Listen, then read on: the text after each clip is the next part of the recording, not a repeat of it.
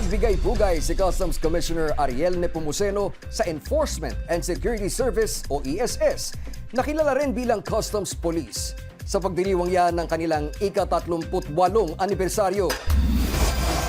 Binigyan diin ng Commissioner ang dedikasyon at sakripisyo ng mga tauhan ng ESS sa gitna ng mga panganib na kinakaharap nila sa mga operasyon laban sa mga smuggler. Dahil dito, ipinahayag ni Commissioner Nepomuceno ang layuning pagbutihin ang career paths at institutional support para sa mga opisyal ng unit upang mas lalong mapalakas ang kanilang moral at kakayahan. Sa kanyang talumpati, kinilala rin ang milestones ng ESS sa pagsabat ng mga iligal na droga, peking sigarilyo at puslit na produktong agrikultural. Sa katunayan, nakapagtala ang unit ng seizures na nagkakahalaga ng 2.518 billion pesos ngayong 2026 at mahigit 5 bilyong piso naman noong nakaraang taon.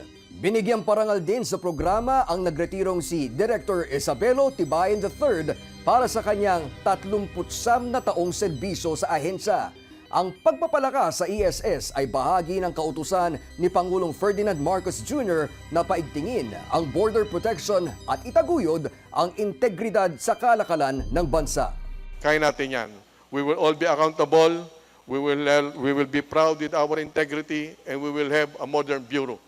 Kaya natin lahat yan. At muli, congratulations to the 38th anniversary of our ESS.